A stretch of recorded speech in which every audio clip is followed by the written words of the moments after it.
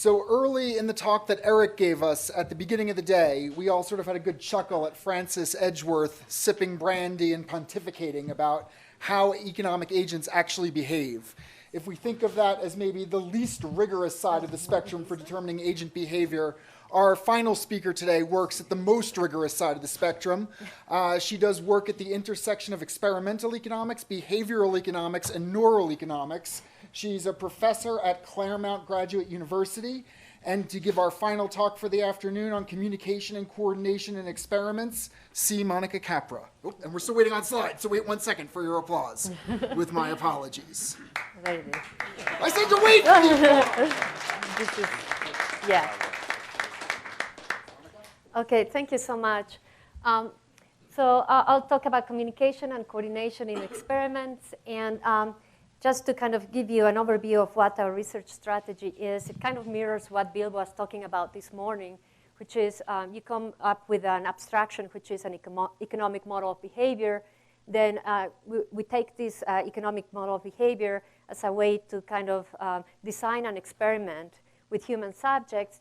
And from the behaviors of human subjects, we can derive decision rules that later we give to computer scientists to code into agents in an agent-based model. So the agents can behave in more complex environments with the decision rules that were extracted from human subjects. Okay? So in terms of communication, communication is super important to human societies, as we all know. It's important for exchanging information. It's important for human bonding and culture. But another important role that communication has is in coordinating actions.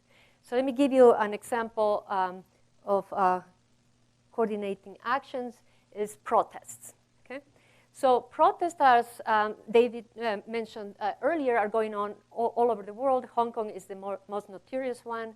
And so protests are what economists call collective action problems, where an individual doesn't benefit from taking an action unless enough other individuals take the same action.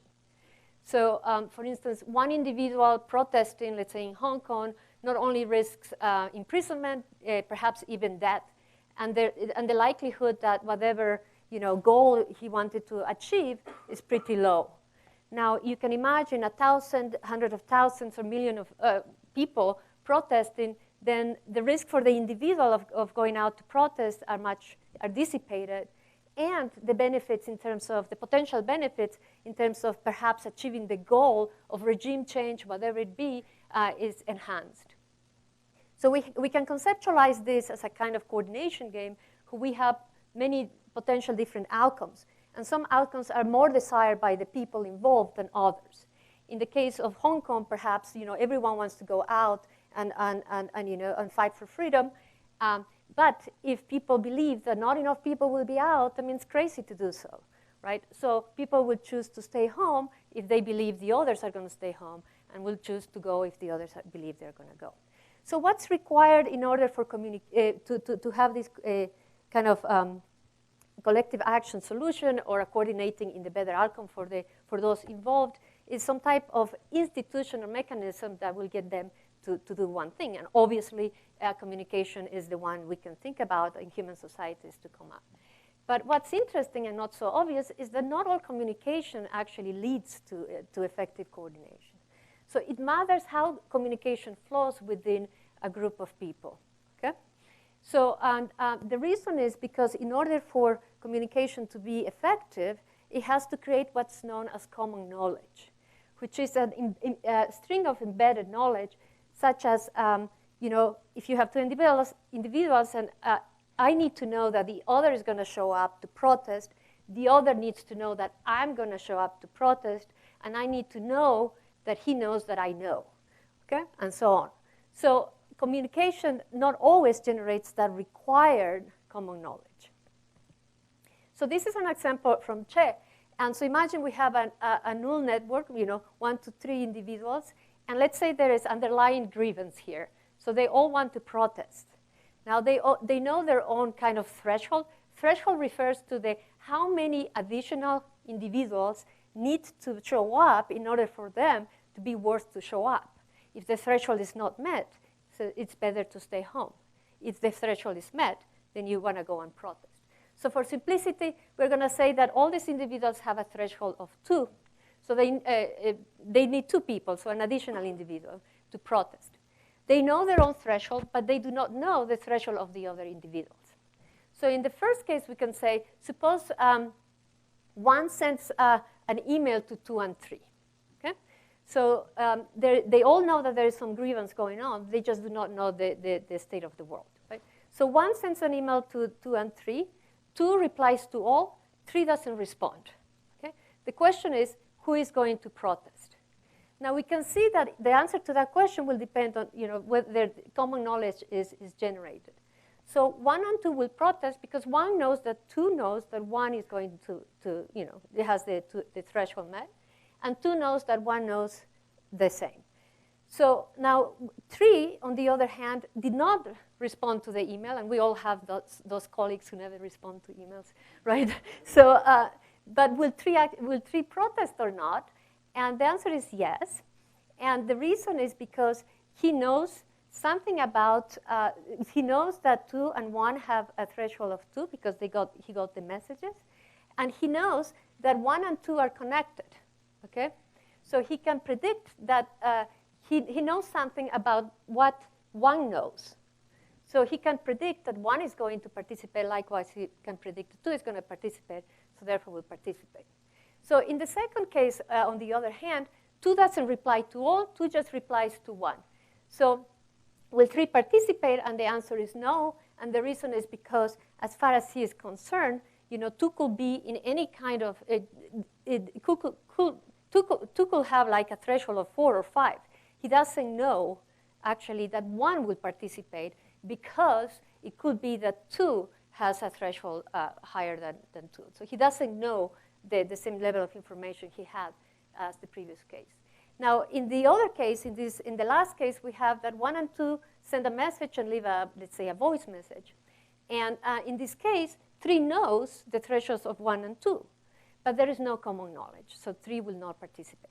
So here we have a kind of distinction between knowing what your neighbors are going to do versus creating common knowledge with your neighbors. So the bottom line is that the small changes in the communication structure can affect decisions. Okay? So let's think of other communication structures. The previous one can be sort of a bilateral communication, like email. But we can have kind of more complex types of communication, like Facebook, where you have timelines. And what can happen is your friends can post messages on your wall or your timeline, and they can actually read what your friends are posting.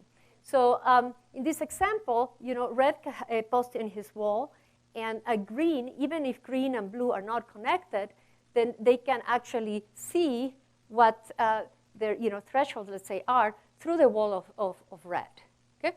So what the kind of Facebook wall communication is doing is is allowing these friends of friends to actually have the connection. So so not only Hong Kong is is having all these protests, but we are seeing protests going on all over the world, especially Spanish-speaking world. For some reason, it has a tendency to protest. But we have protests going on in Spain. We have protests going on in Chile, in my country, Bolivia, in Lebanon, Iraq, and so on and so forth. And you may wonder, what's going on? Are people going crazy? Are there, what's likely to be happening is that there is clearly a sense of grievance among individuals, and there's always been, and there has always been. But what's happening is that communication, the kind of technologies that we have today, like WhatsApp and so on, are generating this sense of common knowledge of grievance. Okay, and people are realizing, oh my gosh, it's not only I'm depressed, but all these people are depressed, and we need to do something about it. In addition, which is not something that we study, but we would like to study, is to see that you could generate narratives through these media, these communication platforms, narratives that become your reality, and they're more often than not realities of grievance. Okay? So the bottom line is the knowledge about what people know, about what other people know, is crucial for taking action. And the way people communicate is important for generating common knowledge within a group of individuals. Okay? So what we do is we take this simple kind of model of common knowledge that, and then we take it to the lab. We have done 2 experiments. One experiment in which we recruit people to play this communication kind of participation in revolt games. We recruit people from Amazon Mechanical Turk. And in the first experiment, we group people in groups of 5, but 4 of the 5 are actually program bots. So we're only observing the behavior of one individual. The program bots are programmed so that they will always play what's optimal to them. Okay, we look at 2 kinds of communication, no communication and bilateral communication. And then we also look at knowledge of the network. So the individuals can have local or global knowledge. So global knowledge is the connections of your friends. In the local network, you just know who your friends are.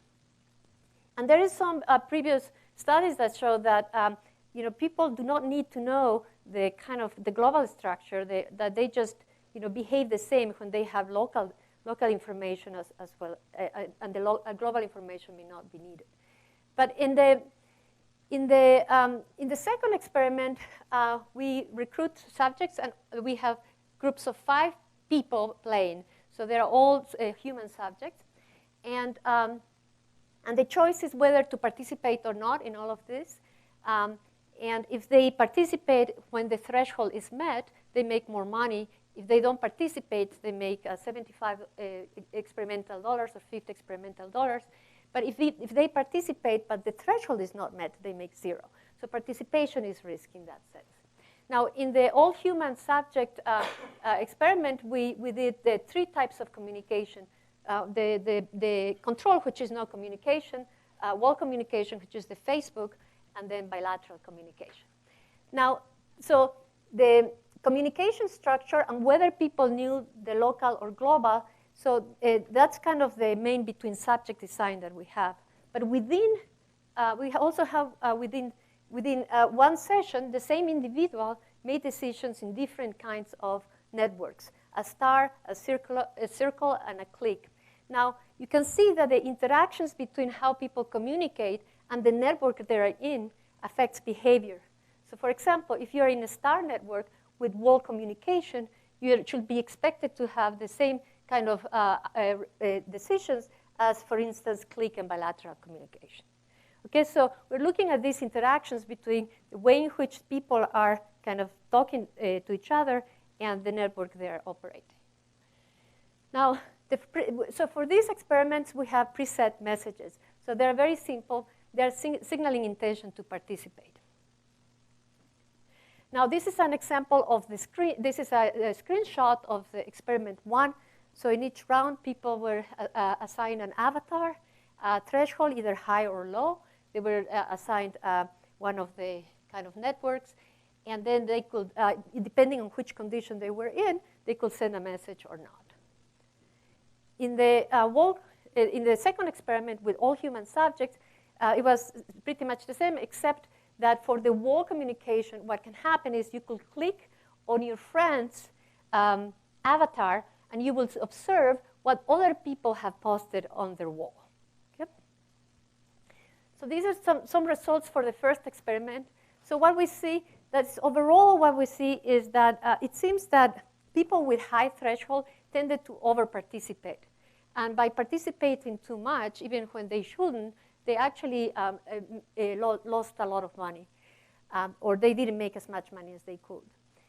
So if you pay attention, for instance, to this bar, here is the percentage of subjects who choose to participate, and just kind of the red bar. So this is the case for a start network with high threshold, and in the global no communication, when this individual had all high neighbors, so we have in a star network with 5 people with high threshold, they shouldn't participate, but there was a high level of participation. So when we added communication, and the first experiment is bilateral communication, we see that the participation rates go down. So now what we observe also, another thing that we observe is that without communication, we see that in general, there seems to be little difference between the local and global conditions. So in general, we can say that what bilateral communication did in our experiment is kind of improve the decisions of individuals. That before the communication, it seems that there was an under-participation by the low types and an over-participation by the high types. By adding communication, it went closer to the theoretical prediction. Now, for the second experiment, we're still running the experiments, that we have preliminary results that both the structure of the network and the messaging condition influences the decision to participate. Okay? So what next? So we started with an econ model, which is an abstraction, or actually Bill was mentioning that the term a political cartoon. Okay? So you have an individual is very complex, but you have a cartoon that just captures the basic kind of essence of the individual. And that's kind of the economic model, what the economic model does. But more importantly, it's allowing us to see the mechanism. So common knowledge is the mechanism whereby these individuals are actually coordinating their actions to participate. Okay? And in the experiments, we can derive behavioral rules and heterogeneity as well. So not all individuals, over-participate or not. There are some who are actually pretty good at, making decisions. And so what we could do is, like, we actually did use some the behavioral rules to add them to an agent-based model. And so in the agent-based model, basically, you have agents transition from non-active to active. Okay? So in the theoretical model, as long as giving a threshold and a network, you could predict if there is a common knowledge created, that the individuals will transition from, let's say, inactive to active. But when we have the behaviorally enhanced model, that transition is given by the probabilities derived from what we observe in the experiment. Okay. So the other thing that we would like to do, or kind of as a research strategy, is to kind of do model enrichment and push the envelope. So the main thing about this is that the messages were preset, so they were just intentions to whether participate or not. So what if we have unrestricted free communication? So in this case, it's a kind of a different decision environment.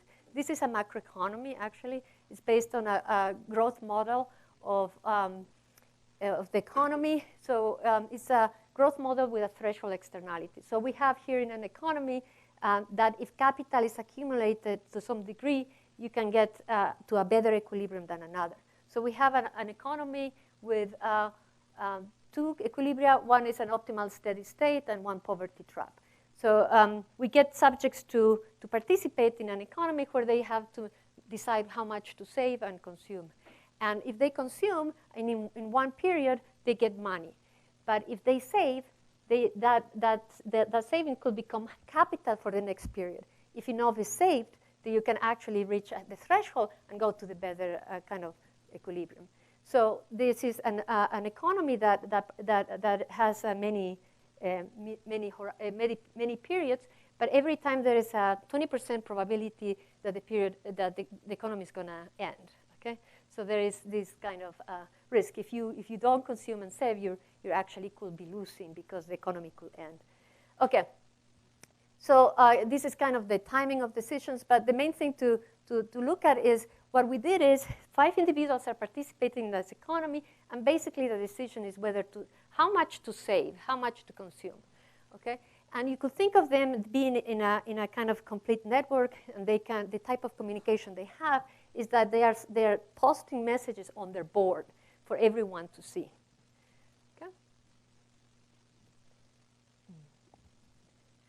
So let me show you the result. Well, in the baseline treatment is basically the economy without institutions that will help in coordinating actions. And the treatment we have is institution, which is communication, is the exchange of information. So in this case, in this example, so we have, so this kind of dashed line represents kind of whether the economy was able to reach the threshold. so that it will go to the better equilibrium. So in this economy, despite the fact that we have people talking to each other and everyone can see the messages, so we have that kind of richness in kind of communication, we see that none of the individuals except one was sending relevant messages. The typical message that people were using was things like, do you think they will give us bagels or donuts? I am hungry, right? So the fact that there is that communication structure doesn't mean that people are actually going to be talking about the issues. In the cases where people succeed in kind of coordinating their consumption decisions so they don't consume too much and save enough so they can get out of the poverty trap, what happens is we have more kind of active messages, messages that are more related to the willingness to coordinate, that are relevant, right? So what's interesting is that you can see these numbers represent, how many people are just chatting about the relevant issues. That after a while, it's not necessary to talk anymore. And here you have individuals maybe talking about bagels and cookies or whatever. It doesn't matter anymore because you have generated that belief that everyone was going to save enough. Okay? So what are the patterns of successful communication? So we have that, it kind of follow this specific pattern. This is just one example. We have other sessions like that. Someone suggests not to consume. Others express their agreement. So awareness of the problem, a common knowledge of, awareness that others know, that the others are aware of the problem. So the generation of common knowledge. But also, what's interesting, we observe that it seems to be that this type of message is good job, well done, we are a team, that's the way to do it. Those kind of messages tend to help in succeeding in coordinating in the better outcome. So what we kind of observe is that despite we have this kind of very connected environment where people can see messages to each other, they don't use it in order to coordinate necessarily and create common knowledge. But even when there is common knowledge, in the sense that it seems that everyone knows what the problem is, that it's a necessary but not sufficient condition. That what you need is some type of kind of, kind of like an emotional response to what's going on. So, so in general, what we can learn from these studies is that things are a little bit more complex than we think. That when we are thinking about communication, what people say, how they say it, the language they use, helps them develop a narrative, and it's that narrative that seems to be important for successful coordination. Okay, thank you.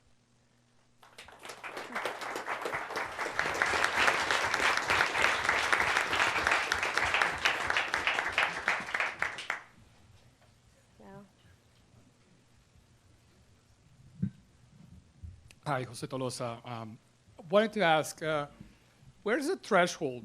It seems like coordination started happening when people started believing in a team or something bigger, or it was a little bit easier. What was the threshold when people started migrating from just self-interest to say, like, hey, let's do a greater good or whatever it is, Right. So you mean the last experiment? Yeah. So in the last experiment, the teams that did not, that stayed in the bad equilibrium, they just were not talking about saving or consuming at all, as if they were complete unawareness of the problem. Okay, so that was kind of interesting. But even when you had some people like saying, hey guys, we have to make sure that we save enough so that we get better, a lot of time that didn't get any response. Okay, so you just have to have kind of the right team, the right people. And here the individuals are randomly assigned to the groups.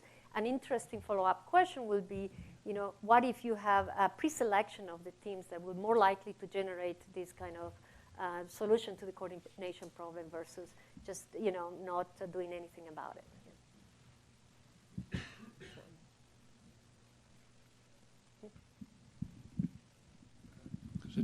Bob Colley, the question I have, in one of your studies you had stars and clicks and so on, and obviously the structure that is used for communication makes a big difference to whether people reach the threshold or not for Right. action in practice. Could you expand on that a little bit? Because you kind of covered it, but you didn't go into depth. So could you say a little bit more about that? Sure. So when you have, so if you are, let's say, in a star network, okay. So let's look at the, let's see. Oh, sorry. So if you're in a star network, so you say so your friends, let's say, are not connected to each other. So imagine that all of you have a high threshold, right?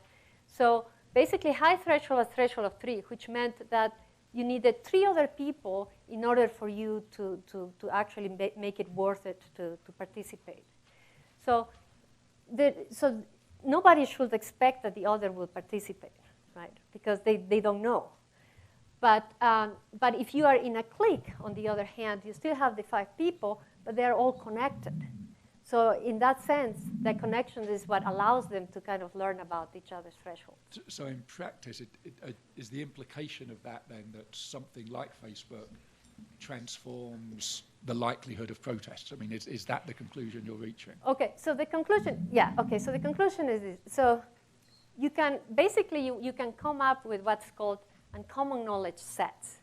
So what are the substructures that generate common knowledge? So if you have a bilateral communication, it turns out that in order to have common knowledge, you have to have sets that are kind of like the clique, you know, and the thresholds. In this case, the maximum threshold should be 5, right? But if you have situations of like wall communication, like in Facebook, it turns out that the structure that you need, and this is kind of like the theory is, that plays a role, is actually a biclick. So the star will generate common knowledge if you have this wall communication. And you can, you know, there is several papers on the kind of theory behind that.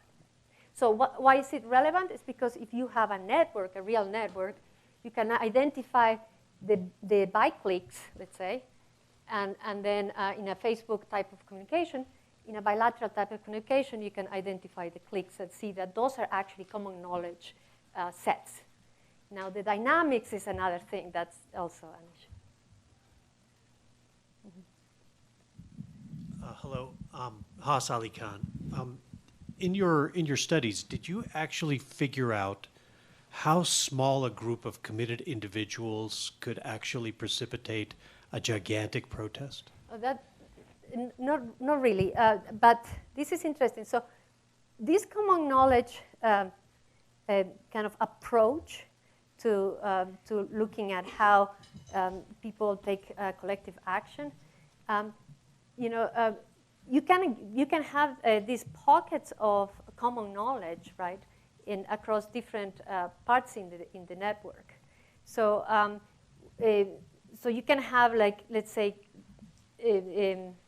participation in all, everywhere, right? So you don't need kind of any seeding in a way. You don't need, you don't have to have seeding in order for these things to happen. But to answer your question, no, I haven't done that. Thank you. Blake LeBaron. I've just, those in your communications experiments at the end, I was very interested in, could you put in like would it be possible to eventually put in sort of an AI bot in there that's kind of trained up on the statements they have, but then you give it a kind of predisposition to savings and see if it would push them? Yeah, that's an excellent idea. Right, so it will be interesting to kind of get people to see how is it that... Load it with an influencer. Yeah, and what kind of narrative you could use, like a pattern of of messages that will be sent that actually will help them, those people who are like, bagel, I'm hungry, kind of awaken to the problem, yeah. I was wondering also about ability to analyze the narrative structures of the communications that was most effective. You probably need much bigger samples and so on. But just from eyeballing the very small sample you showed, it was interesting that there this sort of creating commonality of goals of let's save together, Right. Or even, interesting, the comment about bagels sounds frivolous, but it could be interpreted as we have something in common. We're both hungry, so you Right. can trust me, and so on. Yeah. Now, one data source you might want to look at that might be of interest is a natural experiment. When traders were illegally coordinating to manipulate LIBOR, the interest rate in the UK, the regulators released a huge trove of transcripts of their private messages over, I think, the Bloomberg private messaging network. And it looked a lot like that, actually. Oh, really? Except instead of saying, we want bagels, they were all talking about the champagne they would share after they manipulated the rates. But it was interesting, the narrative structures struck me as somewhat similar. Yes, I mean, it also, I guess it's the point that they made in the beginning that, it's kind of weird to see individuals as if they were just, agents with no complexity. And I think we individuals are kind of complex. Like, we will not, let's say, I don't think, behave. We are kind of, we have this psychology and the need to build stories, right?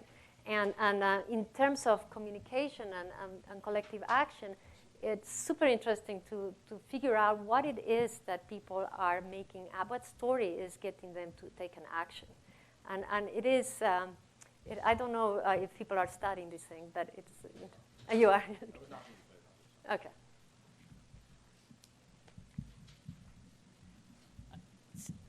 I was wondering if the two examples that you gave, in one case they're pursuing the collective action is pursuing a positive goal, and in the protests it's responding to a perceived threat. And in the political violence literature, it's usually the perceived threats that are much more effective in spurring collective action. So I was wondering if you see anything structurally different, or would you expect to see something structurally different in some of the thresholds or the types of structures if you're really differentiating and controlling for whether it's a positive goal or a response to a threat, avoiding a negative consequence, is one question. And the second is do you have plans to really try to pursue this? I think that distinction between the information content, just in terms of information, versus the emotional content, and what that might mean is we have mixed systems of people and AI and bots, as communication networks, and presumably the AI and the bots are not going to be responding as much emotionally, but the people are, and what that might look like and how that might make things different. Yeah, I mean, I can tell you that I will agree with you that given that we respond differently with respect to kind of gains and losses, that I expect we will see a difference when there is more of avoidance of a threat rather than achieving kind of more money or a better benefit. So I would think that people would be more willing to take the risk if there is threat, right? But in the terms of the second question, I agree with you. I mean, we did the analysis, the kind of the coding of the emotional content of these messages, and it is, you really did not have, even if common knowledge was there, basically everyone was talking about saving more. Everyone agreed that we should save more. If there was now this emotional kind of bonding, or well done, we are a team, stuff like that, communication was necessary but not sufficient. Okay, so you needed this, and that was kind of a bit surprising to us, but maybe it's an obvious thing. Yeah. But yeah, I mean, with bots participate, I guess bots could also express emotions in a way.